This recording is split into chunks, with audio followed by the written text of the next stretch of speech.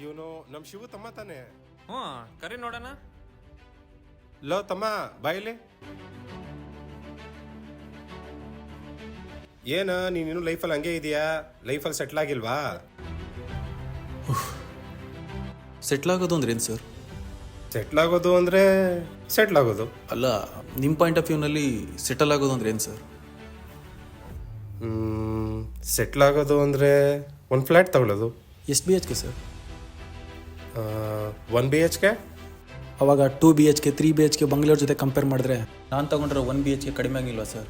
ಮತ್ತೆ ಹೇಗೆ ಸರ್ ನಾನು ಸೆಟ್ಲ್ ಆದೆ? ಮತ್ತೇನು ಸರ್? ಒಂದು ಕಾರ್ ತಗೊಳ್ಳೋದು. ಯಾವ ಕಾರ್ ಸರ್? ಹೋಂಡಾ, ಆಡಿ, ಬೆನ್ಸ್, ರೋಲ್ಸ್ ರಾಯ್ಸ್, ಜಾಗ್ವಾರ್ ಅಥವಾ ಇಂಟಿಗೆ ಒಡೆ ಕೊಡ್ಸೋ ನಾನು ಸೆಟ್ಲ್ ಆಗ್ತೀನ ಸರ್? ಕೊಡ್ಸಿದ್ರೆ ಎಷ್ಟು ಕೊಡಿಸ್ಬೋದು ಸರ್? 10 gram, 50 gram, 100 gram? ನೀನು ನನ್ನ ಬಾಯಿ ಮುಚ್ಚೋಕೆ ಏನೇನೋ ಹೇಳ್ಬೇಡಪ್ಪ, ಸ್ವಲ್ಪ ಪ್ರಾಕ್ಟಿಕಲ್ ಆಗಿ ಯೋಚನೆ ಮಾಡು. ಅಯ್ಯಯ್ಯೋ ಸರ್, ಇಲ್ಲಿ ತುಂಬ ಜನ ಸೆಟಲು ಅಂದ್ರೆ ಏನು ಅಂತ ಗೊತ್ತಿಲ್ಲದೇ ಆ ವರ್ಡ್ ಯೂಸ್ ಮಾಡ್ತಿದ್ದಾರೆ ಸರ್. ಮನೆ ತಗೊಂಡು ಸೆಟ್ಲು, ಚಿನ್ನ ತಗೊಂಡ್ರೆ ಸೆಟ್ಲು, ಕಾರ್ ತಗೊಂಡ್ರೆ ಸೆಟ್ಲು, ಫಾರಿನ್ಗೆ ಹೋದ್ರೆ ಸೆಟ್ಲು, ಬ್ಯಾಂಕ್ ಬ್ಯಾಲೆನ್ಸ್ ಇದ್ರೆ ಸೆಟ್ಲು. ನಿಮ್ಮ ಡಿಕ್ಷನರಿ ಏನೆಲ್ಲ ಸೆಟಲ್ಲು ಅಂತ ಅಂದ್ಕೊಂಡಿದ್ದೀರೋ ಅದು ಯಾವುದೂ ನಿಜವಾಗ್ಲೂ ಸೆಟ್ಲ್ ಅಲ್ಲ ಸರ್.